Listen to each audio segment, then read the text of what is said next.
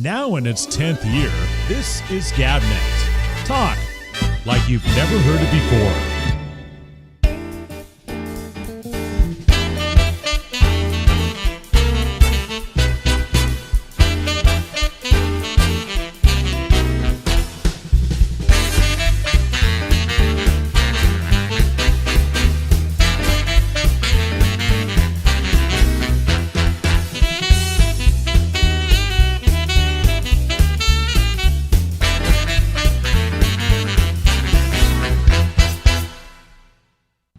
So we've been spending the last 10 minutes dicking around with my camera, right?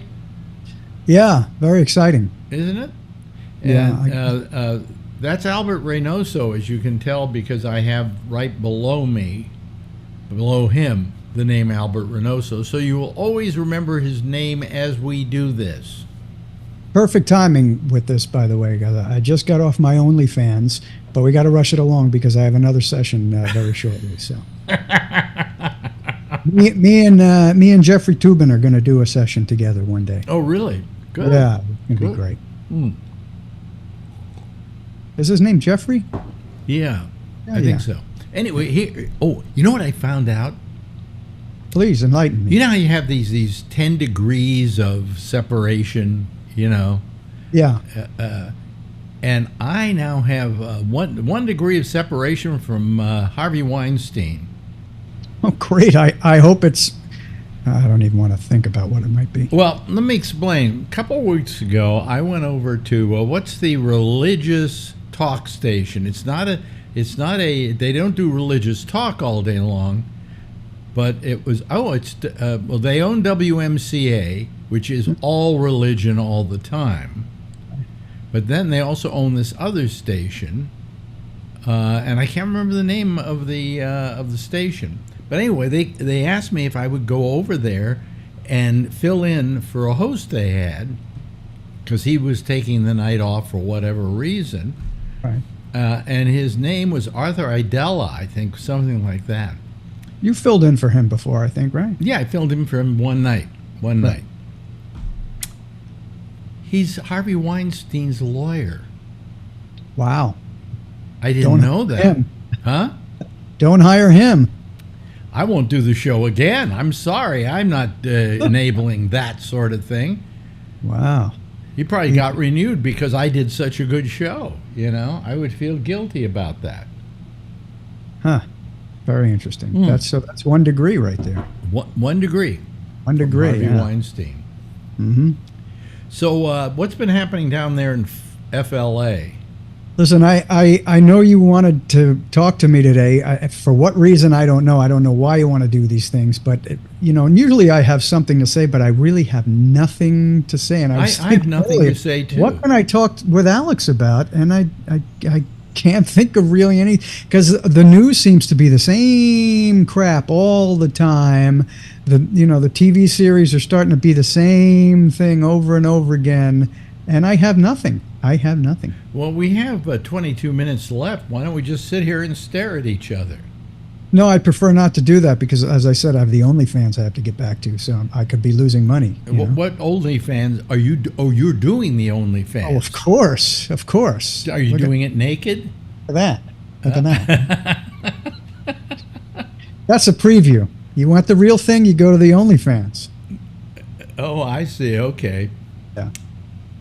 I say this because I learned about this the other day when I was sitting with neighbors having we get together and have wine and snacks and stuff, and many of them didn't know anything about anything. Some of them didn't know there was pornography on the internet. And then somebody who doesn't know there isn't pornography on the internet? Oh, one of my neighbors has no idea that there's pornography on the internet, and has no idea that it's free. Most of it's free, or it was anyway at a time before OnlyFans. But I was enlightened to OnlyFans. Somebody called it Fans Only, but I checked and it's OnlyFans. So I immediately got an account. And maybe there are people out there who don't know what OnlyFans is, who are listening to us. I'm sure they don't. I thought that clips for sale was the big thing. I used to talk about that on the podcast when I was on GabNet. And apparently clips for sale is not a big deal anymore. Well, this is because kind of fans clips. would go live. This is kind of clips for sale, isn't it, in its own way? Yeah, I suppose. Yeah. Mm-hmm. No, this is more YouTube or Facebook, because there's nothing titillating on here. Let's face it. No. Yeah, well, you explain OnlyFans so people will know exactly what it is, because there's some people out there like your next door neighbor who never heard of. Well, I don't exactly know because I haven't been on it, and I really have the porn that has been consumed in my lifetime. There's no need anymore for me to really involve myself. You don't involve yourself in getting porn anymore? Not really. No, I've got a whole hard drive here filled with it. Oh, I know. It's like 40 terabytes, right? Something like that. No, it's it's 40 terabytes of porn. Or pentabytes, or whatever they're called. Do you know what? Before we explain OnlyFans, here's the thing about porn. It never changes. No, It's not always really. the same plot. Yeah. It's like the movie you've seen 8,000 times, okay? Sometimes they put a little energy into it. They put a little, Well, there are new, I don't want to say innovations, but new additions to things. Like the kinks keep changing. They just add new kinks. Like there's probably there's the plushies, the people who like the plush animals. Okay, and I'm sure if you look up styrofoam cups, there is a group for styrofoam cups. What do they do? I don't know, but I'm sure there's a pornography for it. Sexless styrofoam cups? Yes, why not? Why not? Anyway, but basically you get down to the final end product of all the porn, and it's screwing and blowjob and coming.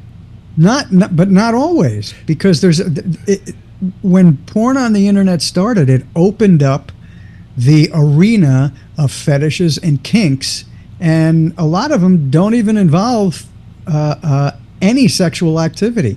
I mean, because there's one that's this thing where you whisper. I forgot what it's called. People are like, oh yeah, I really like that, and people love that. Really? Yeah, I forgot what it's called. That doesn't make sense to me. Well, because it's not your thing.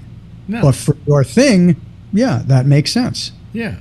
But no, I mean, there are fetishes. I mean, it's like S&M.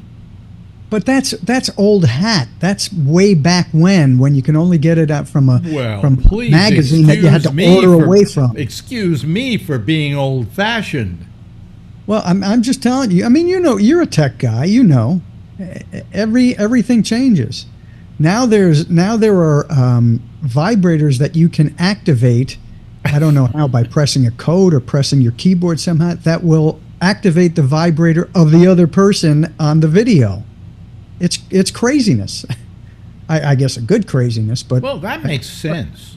Of course, it makes sense. That Should have makes been sense. done a long That's time ago. taking technology one step further. I came up with an idea that you could put on a suit, okay, and then and a place for your penis to fit into in the suit, and then somebody on the other end could have sex with you, and you would feel it all because the suit would be, doing the tactile feel on your body. Only a matter of time. Now it's just the vibrators, but down the road, only a matter of time. There will be a time where you'll literally be able to do this, and my camera will be able to sense what I'm doing, and you will have that suit on, and you will be able to feel it. That's what I'm talking about. Yeah, it's not far away, I'm sure.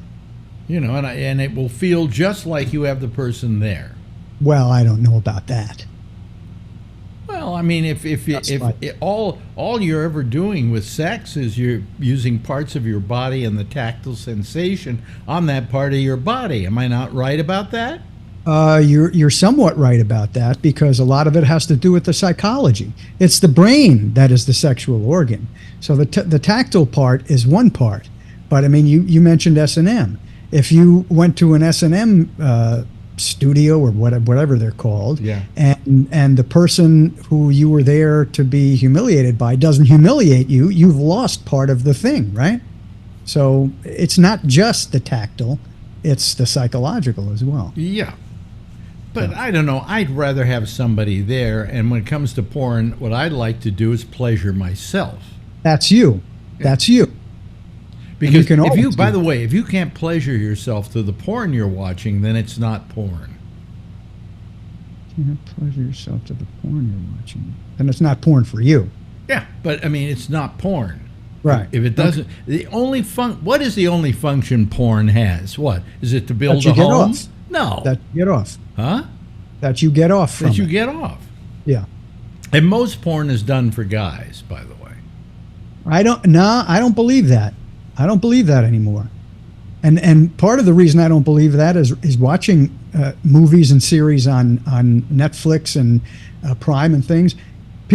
Women talk about porn and Oh, you're and right. I have that's seen stuff. porn aimed at women. I saw one the other day where the guy comes home and he takes his clothes off and she takes her clothes off and they hop on the bed and then she nags at him for an hour. That's the great thing about internet porn. You can mute. See? Mute. You can have the tactile suit and then you can mute. You can mute, yes. You don't have to listen to the other person. Where do you commute? In fact, if they have a nasty voice, a voice you don't like, an annoying voice, you can mute and then you can put up the closed captions so you'll know what they're saying, but you don't have to hear this all the time. Yeah, it sounds like What is that that you don't love to hear? what's her name doing? Oh, well. Sex. Don't say it. Please don't say it. Oh, Don't I say forgot her name. it. You don't want to I forgot. malign. See, in my You old don't wanna age, I malign your forgot her colleague. name. This is a woman, ladies and gentlemen, that absolutely hated me. Can we say that? Well, let's pass by this. We've done this too many times. What already. was her name again? I'm not going to tell you. Oh, okay. But she hated me. Yeah, And you she know, hated in your people. lifetime, it's nice to have somebody who hates you, that really hates you. Yeah, I have a good line of people. Do you have some people who hate you? Oh yeah. Really? hmm But you're so amiable. You know, people don't like other people for whatever reason. I don't. Doesn't bother me. That means I don't get to be around you. This Good is for me. driving me crazy. What was her name? I'm not going to tell you. Lynn Move on. Samuels. I don't want to talk about it. Well, let's talk about Lynn. I will go back to my OnlyFans if it starts. She just hated me, and I never could figure out why. Did you ever know why did she ever tell you, here's why I hate Alex? I'm not going to talk about this anymore. We talked about this already. I mean, You want to talk about somebody else that hated you? That's fine. But this one we've beaten. outside of the way fact worse that than she the dead always said I didn't do prep. Yes, you're still talking about her. Yeah. Not going to happen. I'm obsessed. Well, obsess over something else. Oh, okay. Who can we obsess over? Was there anybody else that hated me? Just about everybody in the building. Okay, fine. No. Is there anybody else that hated me? I don't think so. You know. Oh, I'm sure there were, but they wouldn't tell me because I worked with you. Oh, yeah. Hey, that they don't Well, like I was you. a pleasure to work for, wasn't I? Most of the time, yeah. I think I was at that When I- point. At that when I- point, When I got the saddle on you, yes, you were. well, you know what happened is, see, I was a big deal in San Francisco. Okay, would you agree with that assumption? You were a big deal in radio, period, from your history. Really, it's very nice of you to say. I never felt that way. You know, as you're Well, doing it, you starting in New York and doing the what I think is a groundbreaking talk show on FM radio, when nobody was doing anything like that at the time. Although I've heard other people claim that they started that, but I don't believe so. I can't put a date earlier. Well, than let's say in commercial radio, right. Okay. where it was harder to accomplish because Yeah. you had to get past management in commercial radio. There was a station here, WBAI, that was very lefty, you know, Pacifica Foundation station, and they did a lot of kind of the stuff that I was doing, only I was doing it. Somebody said to me, why don't you go over to WBAI and work? And I said, because that's not a challenge. The challenge is to do it where they don't want you to do it. Right. You know, that's how I felt about Alan Combs. When everybody would go, "Oh, Alan Combs, what kind of liberal is he? He's over at Fox." Well, what better place for a liberal to be? And I thought that was a very brave thing on Combs's part. Yeah. He didn't have to work at Fox. Well, he liked working at Fox, but he was their House liberal, and he felt that somebody had to speak for the left. So I felt that way in the early days. When I was on a radio station. And it was a rock music radio station most of the days until it finally went all talk. That my job was to represent the very people who were listening to that station, the young people. And none of the stations were really going after young people and satisfying their needs. So, hence you were the youth guru. I was the youth guru, yeah. Mm-hmm. Then I went to San Francisco, where I became the king of comedy. They always find some term, some name. And where were you when you were the man you love to hate? That was Houston, Texas. Oh, that was Houston. And was that after or before you were James I was Bond? a right-wing talk show host there. How did that work? Until I met up with Timothy Leary. And I went into this interview with Timothy Leary saying, "I'm going to get him, man. I'm just going to nail him." And he was so pleasant and so, that well, why did you want to nail him? Within a couple of weeks, I was doing LSD. And the next thing you know, the whole nature of the show changed. Why did you want to get him? Because he was somebody to get. He was the guy telling. Oh, just kids for the sake of it. Yeah, he was telling kids to use LSD. Do you really think that's good for them, Tim? Yes, I do. And now we know it's probably a good thing. Expands your mind. Don't overdo it. Well, I mean, the trouble with LSD in those days, it was a very good drug. I had been interested in it years earlier when I was living in L.A. And I was in the Navy, and I read an article in Playboy about LSD and that they were doing these tests of it out of UCLA. Right. And so I tried to find out where I could join up to try it, because Aldous Huxley had written Doorways of Perception, which was about, this sort of thing. The Doors of Perception. Was it That's Doors? where the Doors got their name. The band. I thought it was the Doorway of Perception. Oh, it was the Doors of Perception. Oh, really? Okay. Well, the Doors of Perception. Anyway, he wrote a whole book about using, I think it was it LSD or was it just, psychedelics? Yeah, right. Okay. And I wanted to try that. I liked something that would expand my mind, that I would, that also would sort out a lot of my problems, So when I finally did LSD in later years, I made sure that I had people around me as guides to kind of keep me grounded. And I took it, and every time I took it, I tried to solve a problem within me. I used it very therapeutically. Really? Well, like what problem would you solve? Oh, I was a hypochondriac. Well, that didn't work. Well, no, it wears off. Oh, there was a time where you weren't a hypochondriac after you did LSD? So for like 10 minutes after you came back from the LSD trip, you're like, man, I feel great. Oops, not anymore. Yeah, no, but I mean... My hand hurts. I think the LSD stuff worked for quite a few years, And then I started becoming worse. As you get older, you become, a cartoon of yourself.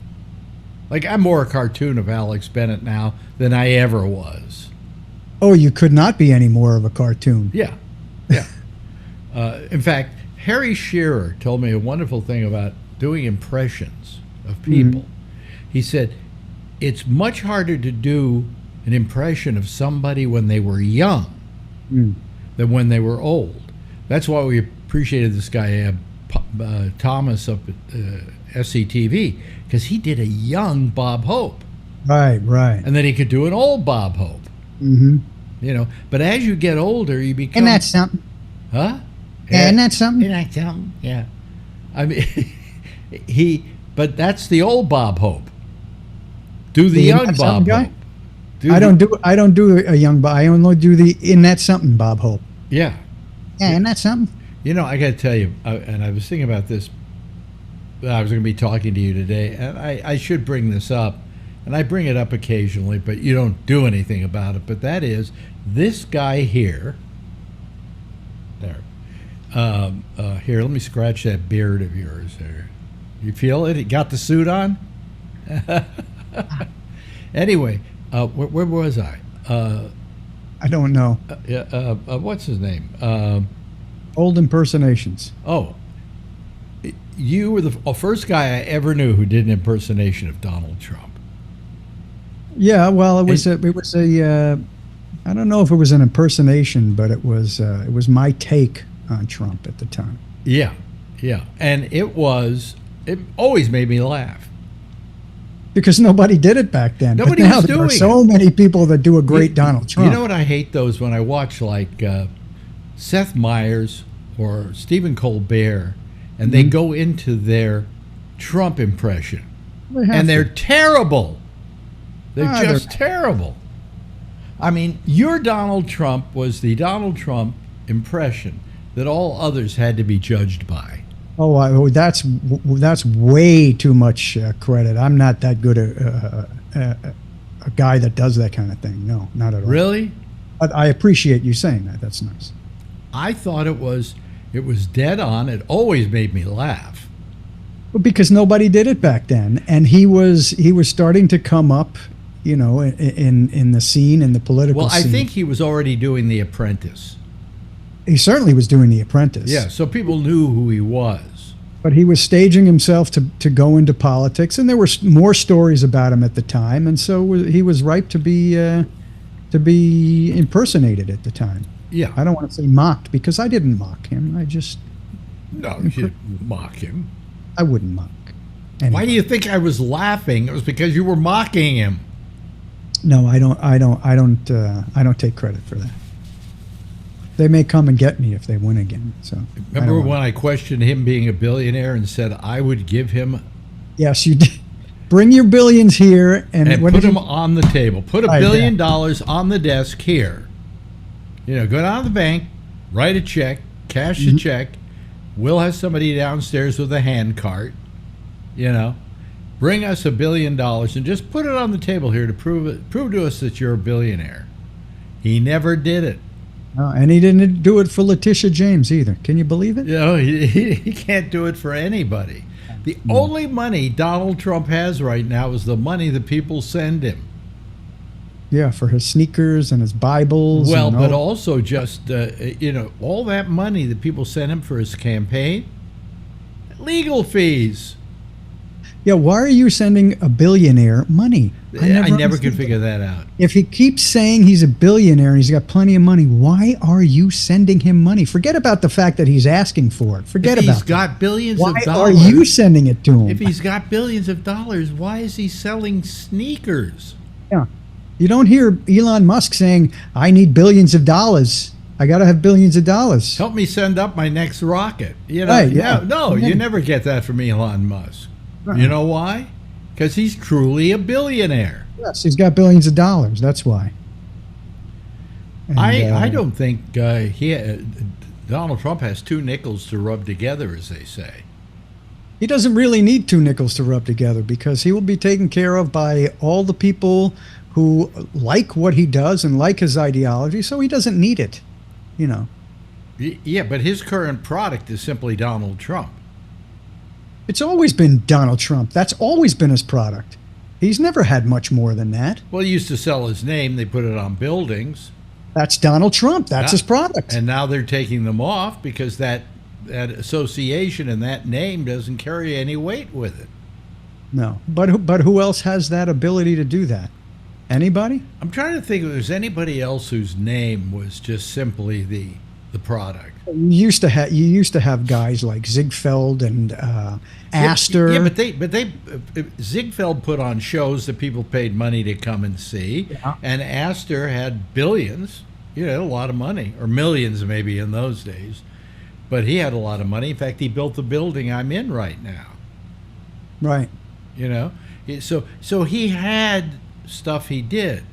Trump doesn't do anything; he just sells his name. Well, a lot of celebrities do that now, and maybe based on him starting it. But look at all the celebrities. You know, Beyonce's got all these products. Yeezy's got these products. Everybody's got products now with their name on. Yeah, but they are performers who sell their name. They're licensing their they're name. licensing their name, but they are in the entertainment business. Donald Trump never was. Unless You're telling me Donald Trump's not in the entertainment business? Oh, that's very wrong. That's all. That's the we'll only have to business. get into that next time because we've just run out of this time. Oh, good. I got to go to my OnlyFans. I got to make some money. Yeah. So I'll see you in a couple of weeks here. Yes, you will, and I'll wear the same shirt because I like this shirt. Okay. Well, I'll wear this shirt. Okay. Okay. Notice this is a KMAL. Oh, right. Where was that? Where you were hated? The guy who you love to hate, or what was your No. like That was where they started loving me. Did they have a slogan for you then? For me? Yeah. No. In your comedy, you were The Guy in the Morning. I think Guy that in the was Morning. the name. Yeah. That wants you to jump off the bridge. Ladies and gentlemen, that there is Albert Reynoso. Thanks, Albert. You. See you later. Now in its 10th year, this is Gabnet. Talk like you've never heard it before. Ladies and gentlemen, that's Lori Thompson. She used to work with me on the radio for years. And now we just have fun and banter on our own. You know, no matter where I go, no matter what I do, occasionally I'm oh, you're Alex Bennett from San Francisco Radio. What's Lori doing? Oh, really? That's nice. Yeah. Yeah. I get that all the time. And do they say, what's she doing in Florida? I was looking at some Republican primary returns, and man, Florida, I have a policy not to talk politics with my friends, or don't ask them how they voted, because it's not my business. And also, I've seen it spawn so many arguments. It also might reform your opinion of them. Yes, you're right. Yeah. It's almost impossible not to. But I did find out once that a longtime boyfriend of mine had consistently voted Republican and never told me. And and I was like, I don't know how I feel about this. But I mean, it was none of my business.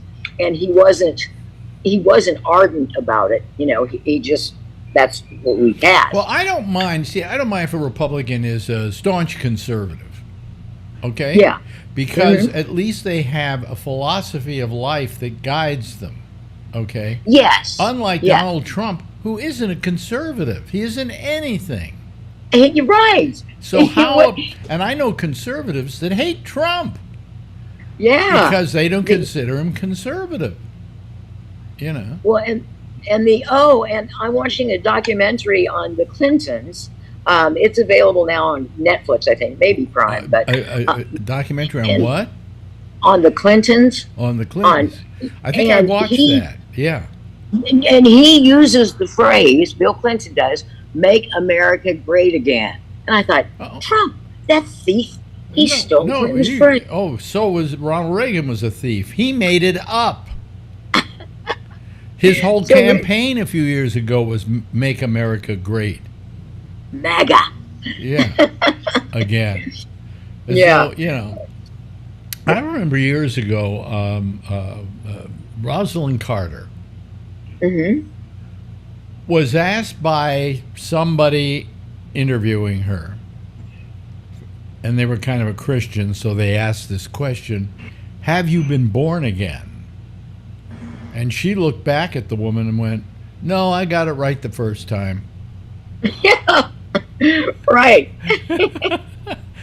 Well, that's the way I feel about conservatives. No, I got it right the first time, Yeah. Well, and there's so many euphemisms that are used by people who have a strong commitment to their faith.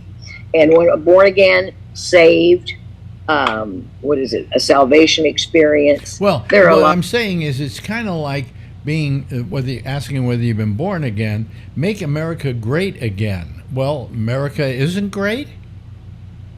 Right. You know? Or when exactly was that? When was America great? And what are we trying to Go simulate? back to, yeah. Yeah. Yeah, we want to go back to the politics of the way they were in 1850. Right, exactly. Right. Just when former slaves still knew their place. Yeah, Yeah. right. The glory days. Yeah, yeah. But we were talking Which is about in the last time we were talking about growing up and and having fights with your parents, and all of a sudden your parents don't know anything and you know everything. All Right. Yeah. And how eventually you realize actually how smart they are. And and as they say, I thought my father was really dumb, and then as years went on, he got smarter, and I don't know how that happened. Must have taken some crash courses. But But I think that when you're growing up, there's a period of time there that I don't think any parent can deal with. I mean, I think Probably. it's almost impossible. And it's different for a guy than it is for a woman. A woman is going through suddenly getting periods and doing stuff like that, and beating off boys with a baseball bat, and boys are growing up having all these conflicting feelings, Yeah. yeah, So, do I be a gentleman? Do I be a horn dog? now here's the big question. How old were you when you stopped being a virgin? 21. Really? Yeah. I was a late bloomer. Well, I had the same boyfriend, and we had met in the church, and so we had the same kind of view of wait till marriage. But then we started doing some things, and I just got tired of it because I went to college, and I didn't want to just hand out my virginity to some guy I It was like met in you weren't going around sociology. saying, anybody interested in taking my virginity? Yeah, I've got something for you. But I thought I wanted it to be with him because he'd been such a significant person in my life. Yeah. And so he came down to visit me at school, and I said, look, next time we get involved in this heavy petting, I'm going to take it as a signal from you that we're going full tilt, that we're doing that. And I knew his body so well, and we knew each other's, what turned each other on because we've been the heavy petting thing for probably 2 years. You were going as far as hand jobs? I think so. Yeah. Oh, okay. Yeah. Okay. And All right. blowjobs too. But Really, how you go hand job, blow job, but I'm not going to have sex? see, Is that's beyond it. me. Is beyond me. It just became ludicrous to me.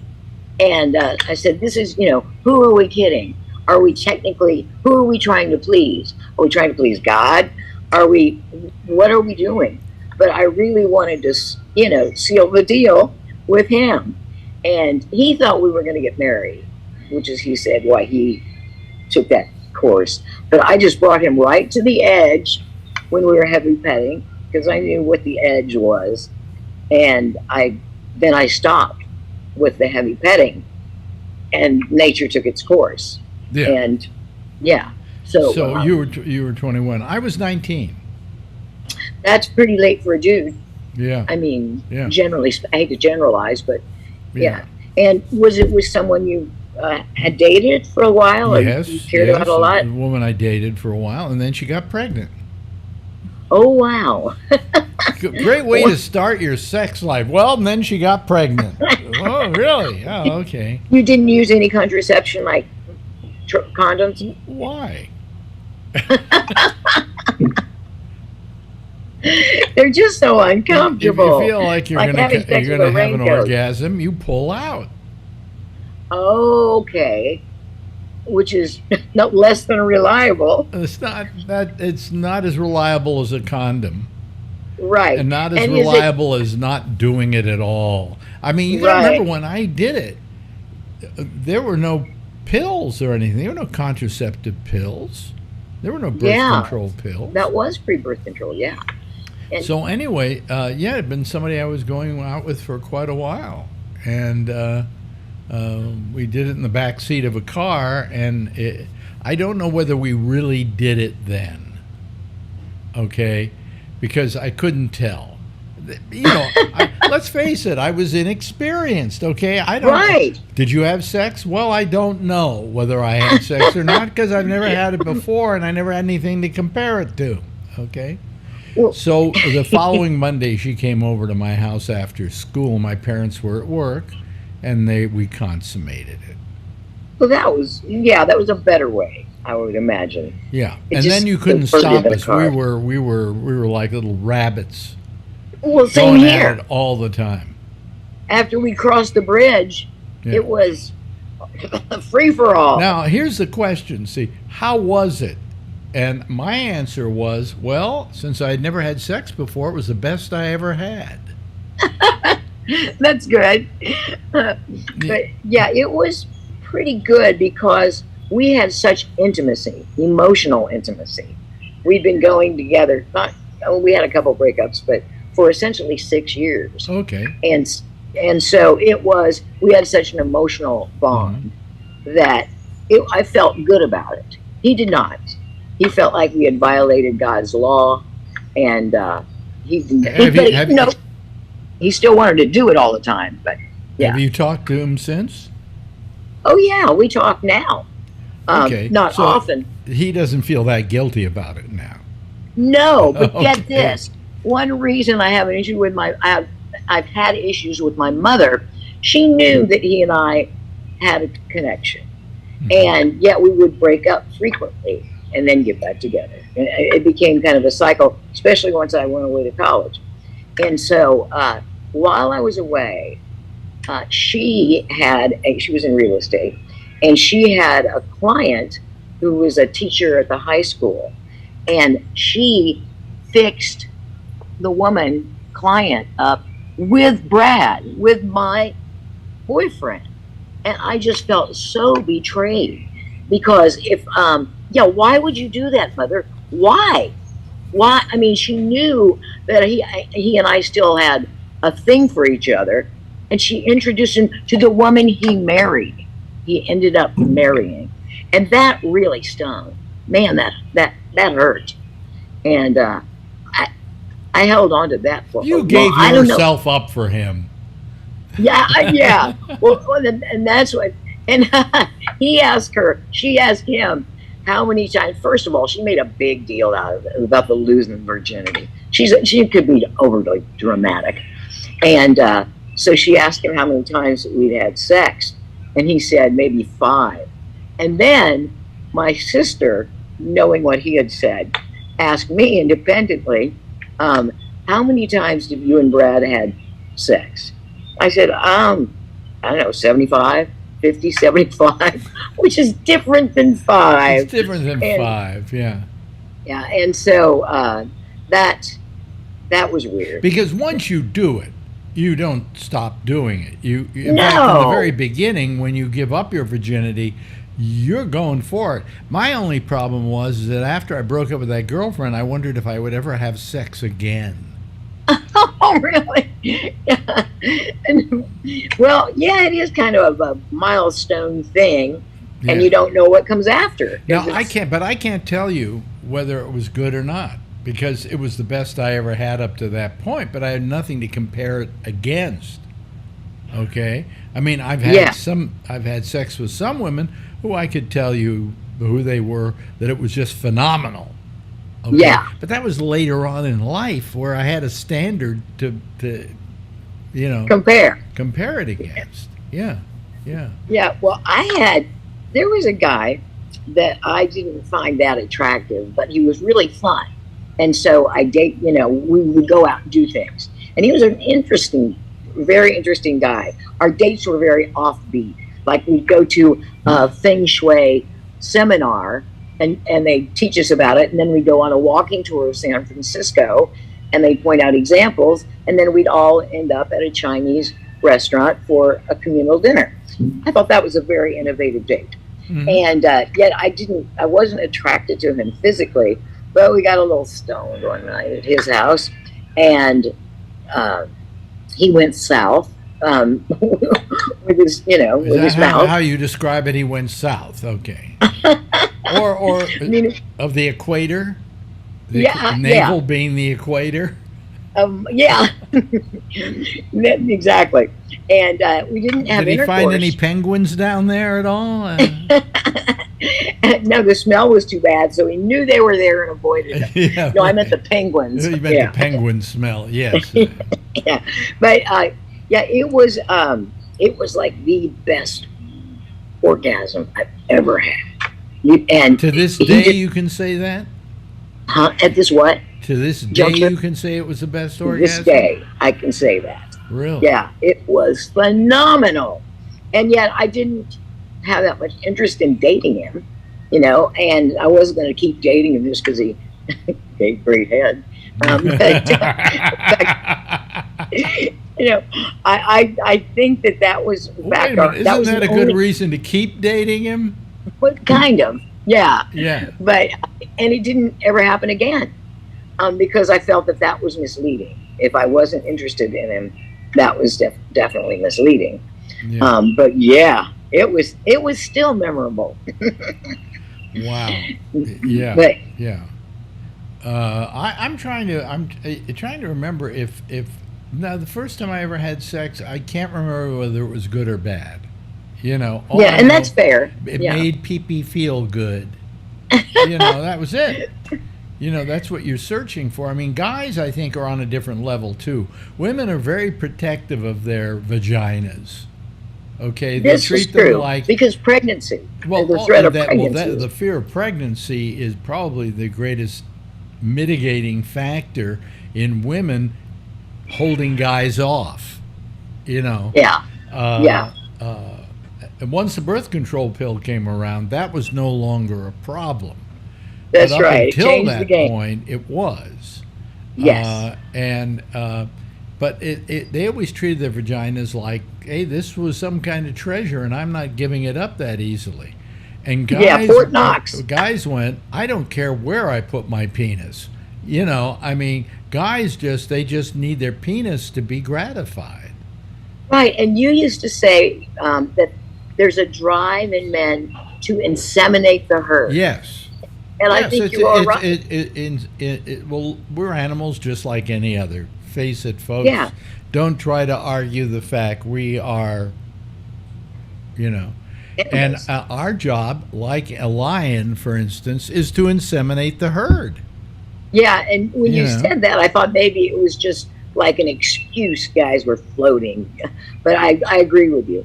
Yeah. And that makes it complete sense to me now. I wish I could be a guy for one day and understand that relationship with the penis because I don't completely understand it. Like, what makes a happily married person who has so much to lose risk that for a roll in a taxi? I often like to tell the story. Some woman, I think, called our show in San Francisco and said, I found out my husband is cheating and I'm thinking of leaving him. Do you have any advice? And I said, don't. I said, let me ask you a couple of questions. Do you still have a good sex life? And she went, yes. I said, do you still get along? She says, oh, we're hunky-dory. Soulmates, whatever. I said, then don't. I said, the only reason you wanted to leave him is your own ego. Because he was having sex with somebody else. I said, but don't take that as an insult. He's a guy. Yeah. Now, I do think that men raised in the church, by that I mean, let's go with the Assembly of God, I think have a little different, they have more restraint because there's such a huge moral agenda attached to having sex or to being adulterous that that I think that keeps a lot of guys. It gives them enough pause that they don't do those quick temptation things. Yeah. Not all of them. I've known some really infidelity rampant in some churches. Mm-hmm. But it's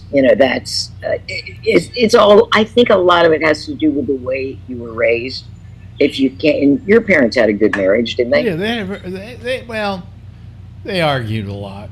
They had their fights. My father may have cheated on my mother at one point. I don't know exactly. I'm adjusting the color of my face here. There we go. Oh, It was looking a little pale. So you rosied it up. No, but my father, I think, cheated on my mother at one point. I think. What? But I'm not. Was it with someone you know, your family knew? It was his cousin. Really? And like she was. I don't blame him. She was hot. She was a hot cousin. Yeah. I had a hot cousin too, but I didn't go there. I mean, I was hot for her daughter, who was she was my father's cousin, so what would that make her? Oh, I never understood the twice removed stuff. I never understood that. I never paid attention to it. Yeah. But yeah. In small towns in southern Illinois, the pool of datables is so small. I am sure people end up dating and marrying their cousins. Maybe with knowledge of it, maybe without knowledge of it. So that could be. But you think and was it like a one-time thing? Was it a long-term thing? I don't know. I really don't know. I just know it became a bone of contention, shall we say? A boner of contention. A boner of contention. A bone of contention between them. Yeah. Yeah, but they never divorced. They always stayed together. And not for the sake of the child. I was already grown up. Oh, okay. But I wasn't grown up when this happened. I don't know if it happened. I just seem to think it did. Have a sense that it did. Yeah, because when you're a kid, you don't know the rules of dating and sex because it's not a part of your life. And I remember our aunt and uncle came over, my mom's brother and his wife, and we were thinking of sleeping arrangements.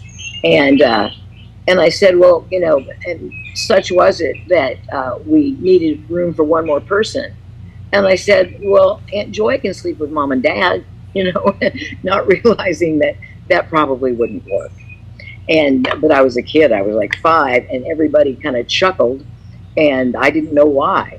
So I thought someday I'll understand. I got to tell you, and I know as a woman you probably would disagree with me. Maybe not. You're different than most women.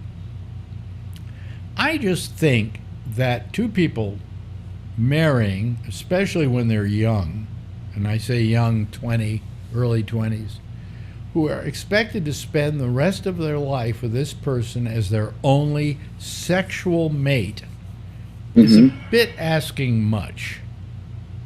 It is a stretch. It puts a strain on the relationship that it shouldn't have. And it should be accepted that if your husband goes out and cheats on you, and I don't like the term even cheating, has sex with another person, that you really shouldn't take it personally.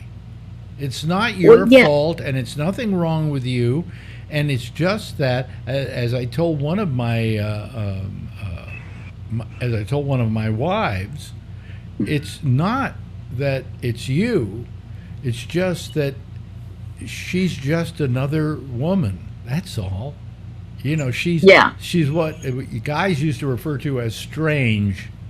I got me some strange. I heard that phrase. I'm gonna get me some strange. Yeah, but there's nothing more exciting than fresh sex.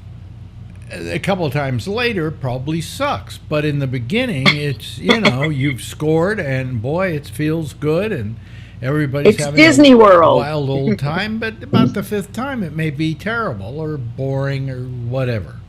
But it is different than the woman you're married to, and your relationship with the woman you're married to should be different in that you have more of a, well, relationship with each other, you know? And commitment. Yeah. And this other person you're having sex with is just somebody. I said to one wife once, she said, how do you think it makes me feel and look? I said, how do you think it makes the woman I'm having sex with feel and look? I said, she knows that after I have sex with her, right, I'm going home to you. Mm-hmm. You know? Yeah. And I think actually I'm probably being more disrespectful of her than I am of you, because I'm coming back to you. Well, the reason I've never had an affair or really cared to is because it involves too many hurt feelings. The potential for hurt feelings is too great. Well, you also have to do one other thing. You have to keep track of your lies. You know? Yeah. Oh, yeah. Yeah. You know. Where's the spreadsheet? Gee, just look here. I got to wear glasses more often now. Oh, see, I wear contacts. Don't I look goofy with? Well, no, you look distinguished. You look like a pundit on CNBC. Yeah, but you have to take yourself real seriously too. Yeah, but you know, I need a more and more. I'm using a cane now. I know, but you'll give it panache, man. Get one of those ones with like a fancy duck on the end. I'm thinking of doing that. Yeah. Yeah, but something with style. The reason I'm using a cane is really I'm afraid of falling. Yeah, and once you've taken a big header or 2 or 6, like I have. I've taken about 3 in the last 2 years, you know. Yeah. And I'm not paranoid not to have a cane. Yeah, and don't grab onto a hall tree, you know, those things that you hang your coat on, because they're not anchored to the ground, as I have found out. No, they're not. Yeah. Hey, listen, we've run out of time. Boy, I really enjoy this, you know. Ben, I look forward to it every time we do it. And I'm getting a little tired of doing this internet crap.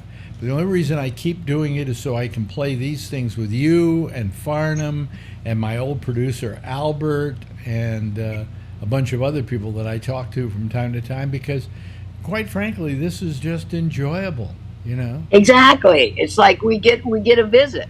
Well, it's as though we were doing a Zoom visit and not sitting here and doing an interview or whatever. But that's Lori Thompson, ladies and gentlemen, and she will be back with us again next week, right, Lori? Absolutely. And there she is in beautiful Florida. I don't hear any birds chirping today. Well, do you hear my neighbor is a parrot head. He's like an official parrot head. The people that follow Jimmy Buffett all around. Well, they can't follow him anymore. But anyway. No. Followed. And so we frequently hear Jimmy Buffett on a loop. Okay.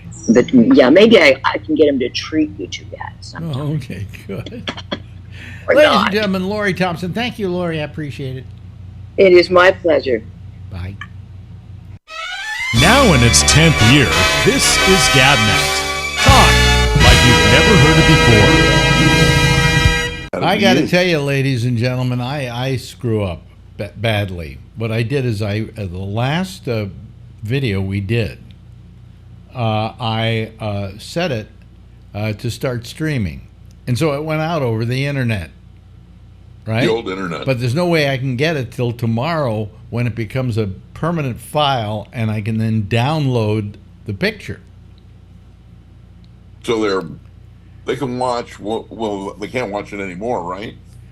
They can only have saw it live. Well, I have it set so that everybody can watch it, yeah. Right. It's online. So they saw there. whatever it was we did. Yeah, I might be able to figure out a way of getting it down now, but this is it's ridiculous. So anyway, you lost all of what we were talking about unless you saw it live, where Chuck was talking about the hooker flight from, because you worked as a conflict resolution person at the airport, and you said all the hookers on one day a week. What day? Friday. Fridays are about 2 o'clock on Southwest. Now, do they come back at the same time? Sunday evenings usually. Now, why do they Monday go down morning. there? They go down to Vegas because they just walk the streets in Vegas, or what do they do? No, they work at strip joints and various other locations. I see. And then they work in the strip joints, Yeah. and the strip joints allow them to go around, shall we say, Well, drumming most- up business. Those strip joints in Vegas are a little different than your average strip joint. They're, I want to say they're high end. They're not so high end, but there's activities that can take place that are of an illegal nature in probably 49 other states. Say that again. I said there are activities that can take place in those strip joints that are probably illegal in 49 other states. Well, like what? Well, you can have sex and stuff in private rooms and things. Oh, really? And, Oh, yeah. And the state doesn't stop them? Apparently not. They tried to get rid of the whole prostitution thing a couple of times, but, like gun control laws around here, hey, we've been doing this forever. We get to keep doing it. Well, my question is, of all these hookers on the plane, what percentage of them would you have sex with them? No, none. Really? Yeah. Pretty skeezy? No. Oh, they're beautiful. These people they dress stunningly for work, and then they climb on a plane and go to Vegas. I'm more like your mom's Mabley type. What? That's what you want? Yeah. I think it's a much better story if you have sex See, with mom's I've never, Mabley. as I say, I had this friend Dennis Hoff own the Moonlight Bunny Ranch, and I could have sex with anybody I wanted to there, right? Dennis would Yeah. comp me half the price because that was the half he would take from them. So the other half I had to pay because they didn't just Right. want to There's have a sex with business me because I'm transaction. Dennis's friend, and Dennis didn't want to pay the price. Okay? Sure. But given that, and given all the times I just went over to the Moonlight Bunny Ranch and sat in the lobby and talked with Dennis and talked with the girls and so on, I never had sex. He used to like to brag about me, that I'm the only person he knows that's come to the Moonlight Bunny Ranch where he's made this offer, and I haven't taken him up on it. Yeah, I took my mom there a couple of times. Yeah. When you first moved out here, everybody wanted a T-shirt or a coffee mug or something from the place. And so she would be like, "Hey, Charlie, can you go get me this? Can you go get me that?" And I'm like, "Why don't you come with me, Mom? You ever been in a whorehouse?" And she's like, "I can't go in there." And I go, "Sure you can." And her and the madam and all the girls would hang out. We'd be on our way to Carson, and we'd always stop in and see the girls. Really? Yeah, it's a nice place. I mean, you've been there. It's a nice, very nice place. Yeah. Yeah, I mean, he did a nice job with it. Oops. He made it into, a business. Okay? Yeah, it was a business, all right. He used to be a real estate broker. And he said this was just another version of the same thing. He was selling real estate. But I just never, the idea of a hooker just never appealed to me. Have you ever had sex with a hooker? No. That's stupid of me to ask you. No. You- I like to talk to them. Oh, you I don't haven't? like to. No. Oh, okay. I just like talking to them. I like discussing their business with them and how they get to a, transactional thing going on. I went with a friend once to the Mustang Ranch. Huh? Okay, and I drive by it all the time. He immediately picked a woman and went off with her. And, Right. And I figured, well, as long as I'm here, this is an experience I've never had. All right. So I picked a woman and we went to the room. And I think what she did, she filleted me. I'm saying that so I can't lose money on this interview. Filleted will not send off. It'll make the cut. It won't trigger their algorithm. So anyway, so this woman filleted me basically, and I just found it so unsexy. I mean, there was nothing about it that even resembled what I considered sex. It was just, a transaction and an action, and that was it. And I just, Right, yeah. and all those years that I hadn't gone to hookers, it's simply, what's the word I'm looking for? It validated my opinion, okay? And I did not enjoy it in the least. And then I was back out there in the lobby waiting for my friend who was still going at it, Yeah, I don't get how that works. I just don't. It never appealed to me, because to me, part of sex is the pursuit, and then the pursuit and the accommodation. The woman going, oh hey, yeah, sure, let's do that. That was the part that I always liked. Right. Well, and you have to have some kind of closer than random person in room relationship with them. Yeah, but there's no pursuit here. There's no validation of you as a person. Okay. Your money. So when a woman wants to have sex with me because she finds me attractive or entertaining or whatever, that's enough for me. I'm fine. Now you don't have that at the whorehouse, I'm afraid. Yeah. They don't. It's transactional. Well, they do have a thing they do called the girlfriend experience. How much is that? Well, I don't know how much it is. I never did it, but it's supposed to be more like she's your girlfriend, and there's more accommodation. Now, I had a friend died many years ago. Paul Montgomery was a right. We were all at his funeral. You were at his funeral too. Yes, I was. I think you and I wrote the eulogies in the book they handed out. Oh, really? I can't even remember that funeral. I mean, it was so depressing to me. Here was the only guy in my whole history who really believed enough in me to finance me. In other words, to say, okay, let's start a online TV network. Right. And that's what we did, and I was in charge of that. Yeah. And he was just a great guy, but and you knew him, didn't you? Yeah, very well. Met him. He was he was at one time one of the heads of NewTek that came out with the video toaster, and then later on he left that and went and started Play Incorporated, where they made a thing called the Trinity, which was like this big box version of the video toaster that did even more than the video toaster could, because in a box it was more powerful. Yep. So anyway, it was very depressing to me when he died, because all of a sudden I didn't have a job anymore, Right. Because the people, all those guys. Well, the people that were left there, they had their own ideas of what they wanted to do. Right. I think Kiki's in Sacramento. Huh? Kiki Stockhammer. Yeah. She's in Sacramento. Now? Yeah. What's she doing?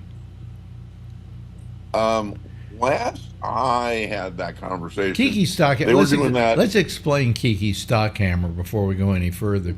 She was a spokesperson for NewTek. Right. Okay. If you saw a video on running the video toaster, who was there? Kiki was showing it to you. Who went out to the conventions and became this kind of star spokesperson for NewTek, because she was a fairly good-looking woman. Not exactly my type, but she was a very attractive woman. Very friendly, nice to be around. Friendly, terrific person. And so she became, her job is literally being a spokesperson for her company. So she became a spokesperson for NewTek, and then when that was over, she went and she followed Paul to Play Incorporated in Sacramento, and then when he died, a few years later, she was brought on as a spokesman again for NewTek when it moved to Texas. Oh. Yeah. Yeah, for a while. Now, I don't know. So what's she doing now? Last I saw, she had that Star Wars cover band. Oh, that was going long before. Yeah. Well, it was still. I think it's still going. They're still doing a Star Wars cover band. She's still doing that. Yeah.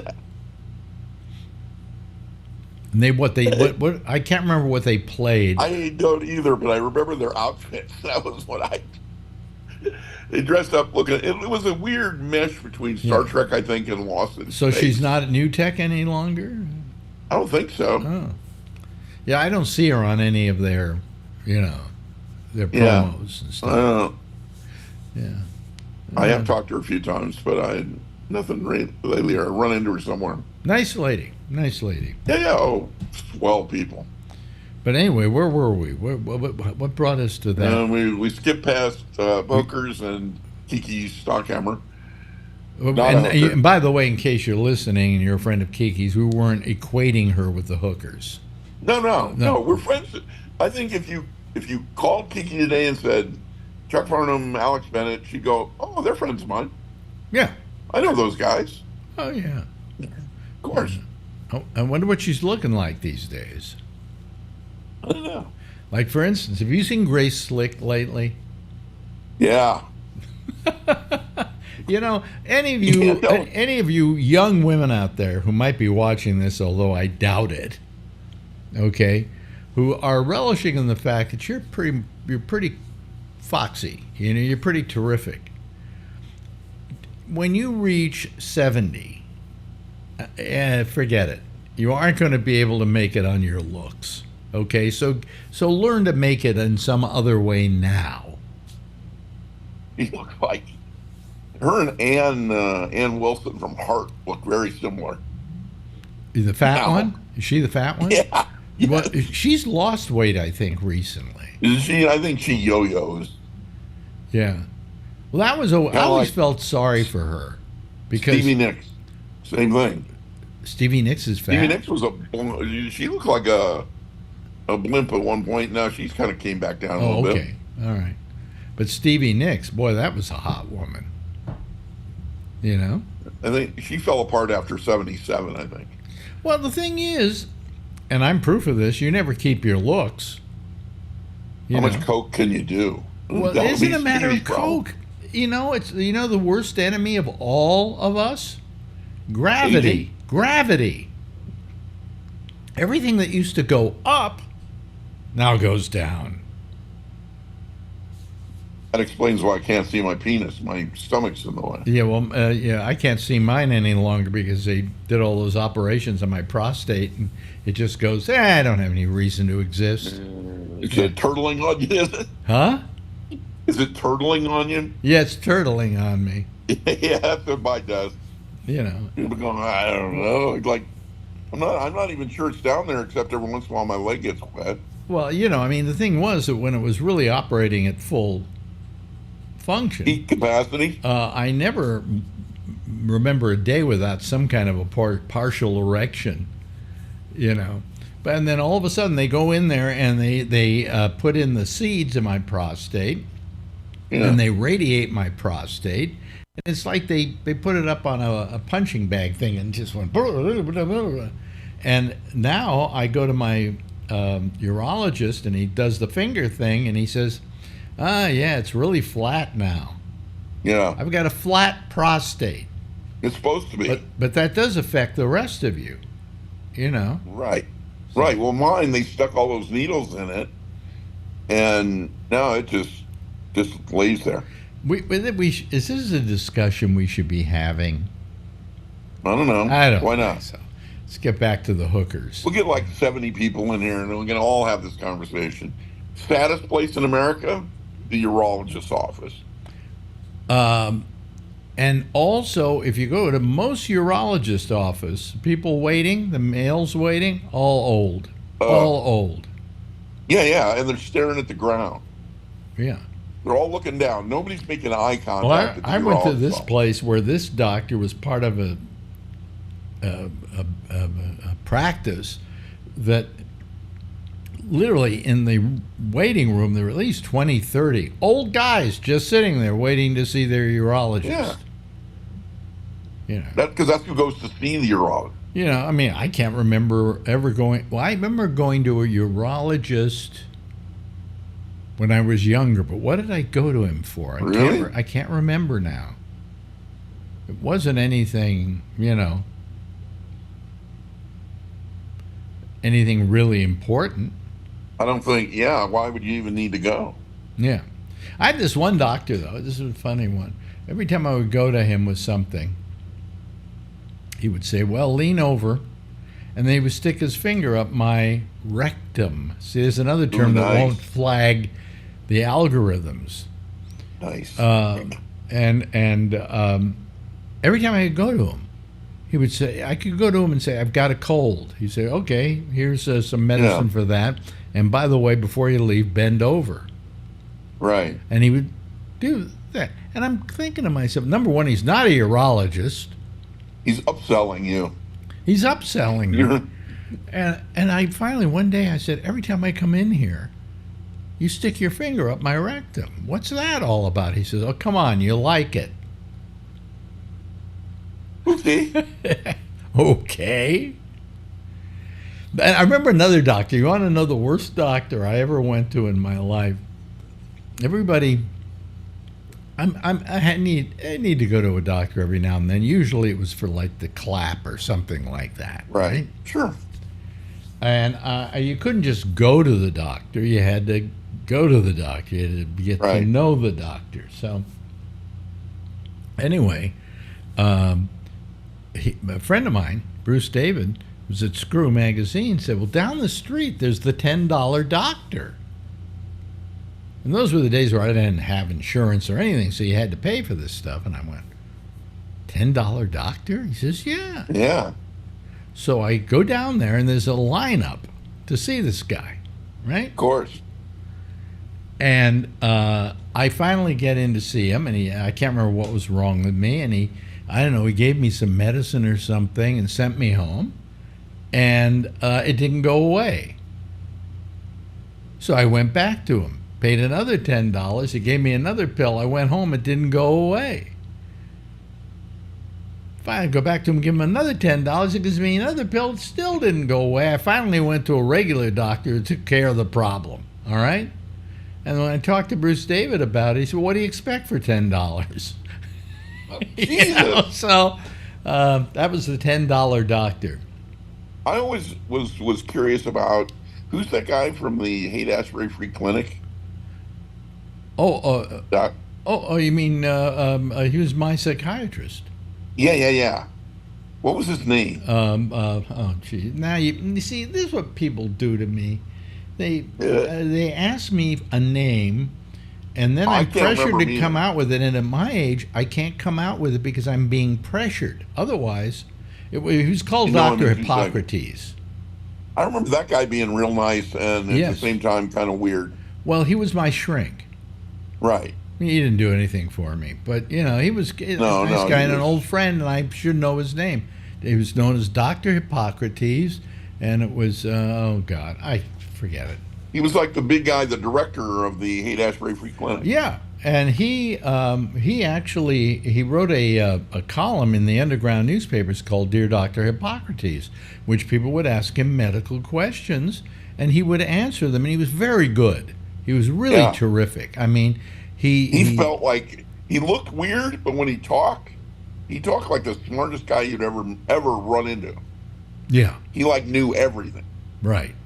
And anyway, in later years, I needed a shrink, and that's what he did for a living.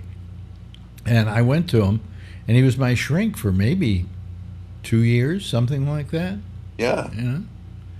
Oh like God, the name is just floating right here. I know. Mine too. Well, is he still around, or is he dead like everybody else? I think he's still around. Wow. You know. Good folks. Yeah, no, he was terrific. I liked him. Yeah, I thought so too. He was a good time, that guy. What was his name? You could ask name? him anything and he knew the answer. Oh, yeah. Well, I mean, he was just very good. He wasn't like Dean Adele. Well, Well, Dean Adele was pretty good. If anybody remembers Dean Adele, he was a doctor on radio. Podiatrist. He was a podiatrist. Yeah. But he was good at giving information. Yeah. And He was kind of general. He would give you kind of a general look at. I mean, if you're going to ask him about a bunion, no problem. But you get involved in the heart, and he'd go general on you. Oh, okay. Yeah, well, I mean, come on. Are you really going to ask a doctor on the radio for information about your problem? You know? Yeah, good point. Yeah. So, That makes some sense. but Dr. Dean Adele was very famous at one point. What happened to him? Oh, yeah? Is he still alive? I don't know. I mean, probably. I don't know. All those guys are behind us, so they might still be with us. I mean, I do know one thing. Let me see here. Now I'll try it. I do know one thing. Alex Bennett is still alive? Our boy. Yeah, our boy. Gilbert. God. Yeah. So funny and so disturbed. I've been watching a lot of him on YouTube the last couple of days. Watched all his sets on Letterman. And then they had a thing of all his roasts that he did over at Comedy Central. Oh, wow. And he took it seriously. Everybody else was, taffy, okay? It's Comedy Central. It's not exactly where you can be filthy, but he got filthy. He got just downright filthy. He went into a whole thing about how big Pam Anderson's vagina was. Yeah. Yeah. I know that bit. Yeah. Well, I do the same thing with Norm Macdonald all the time. Watch Norm? You take Norm's stuff and get it all back to back to back. And Norm, I never was into Norm, and then all of a sudden, about the time he died, I started watching his stuff. And he was phenomenal. He was just phenomenal. I can tell, I got a good Norm story. I was minding my own business, and I won't give out the guy's name, but I get this phone call from a guy that you and I both know. And he's, let's say, managing comedy in the Bay Area. Mm-hmm. And he goes, Chuck, I got to talk to you. And I'm like, sure, man, what are you up to? And he goes, no, you don't understand. Norm's in town. I go, yeah. And the hotel called. They would always stay at the Hotel Richelieu. Remember that place? Yeah. They stay at the Richelieu. He goes, the hotel called. Norm's a problem. And I go, well, what could the problem be? It's just Norm. He goes, no, I went over there. There's 200 jugs of urine all over the floor. Norm refuses to use the restroom in the hotel because he's afraid of it. And he keeps calling downstairs for more jugs to put the urine in and to have the housekeeping take them away. Wow. And he goes, they won't touch it, so I have to go over there now. And it's horrible, Chuck. He's crazy. I go, he's Norm. Yep. Anyway, hey, listen, we've run out of time here. Yeah. Good place to end. Yeah, good place to end. Ladies and gentlemen, that's my old friend, Chuck Farnham. A lot of fun to talk to. Thanks, Chuck. Buddy. Bye. Now in its 10th year, this is GabNet. Talk like you've never heard it before. Well, that's kind of our little special show that we did tonight, pre-recorded. A lot of interviews with people that we know and love. Okay, I'm trying to adjust things at the same time here. And I hope you enjoyed it. We didn't have a lot of people watching it, but here's the reason why I did it. Last Friday, we did a show, and only 2 people called the show. Now, granted, one of them happened to be Josh Wheeler, who is a very intelligent guy and knows a lot about politics and the nature of the Supreme Court and the history of America, and so it was an okay hour. But I was absolutely disappointed that nobody called, except for he and Jeff. And Jeff always calls and always very loyal about it. And I really think he was terrific. Anyway, but nobody was calling, and I just said to myself, "Why am I doing this?" You know, to begin with, at my age, I get pretty tired this time of night.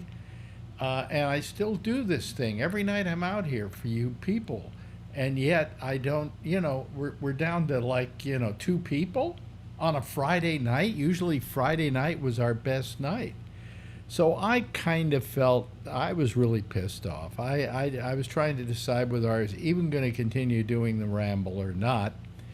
And I suddenly felt, okay, what I'll do is I will take, like, the one thing I didn't want to stop doing is I love doing things with Lori, and I love doing things with Albert Reynoso, and I love doing things with Chuck Farnham, and there's several other people I would like to do stuff with as well. But I don't want to suddenly say to them, hey, we're not doing it anymore, thanks a lot, goodbye. So I wanted to come up with a format where we could play these interviews and do them like we did tonight. And so what I thought I would test was that. Now, as to whether it was successful or not, I have no idea. We don't have as many people watching it tonight, but we'll have to see how many people watch it in reruns throughout the day. Anyway, that was the genesis of this thing tonight.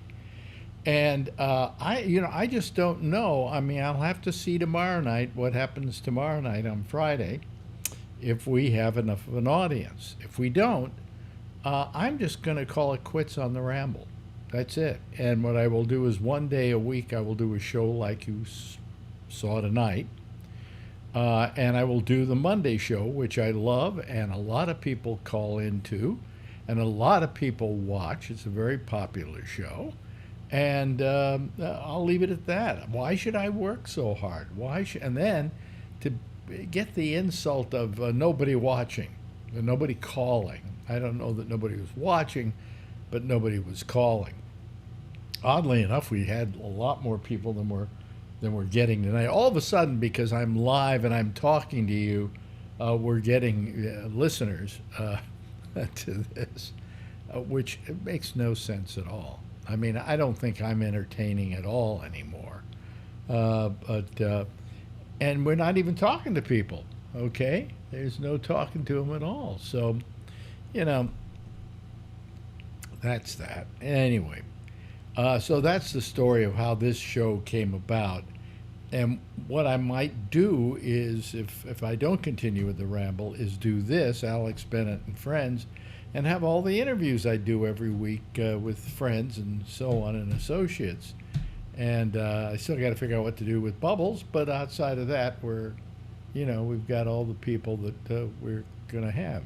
Let me see here. I think I could probably start playing the theme. Where is it? Okay. See, when I do the show, don't do the show the way I normally do it.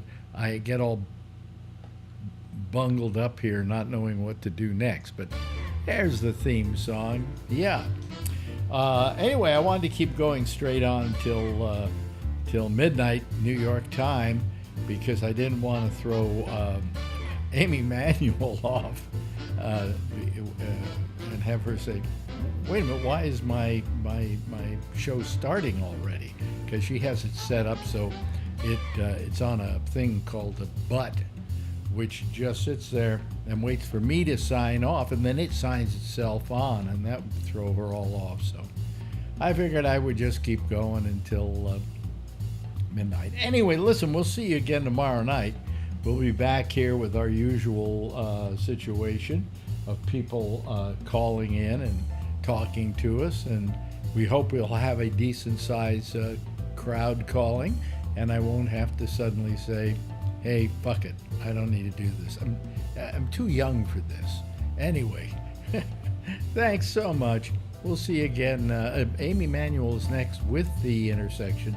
We'll see you again tomorrow night, same time, same station in life. In the meantime, if you see her, tell her I love her, okay? Good night, everybody. Thanks for watching.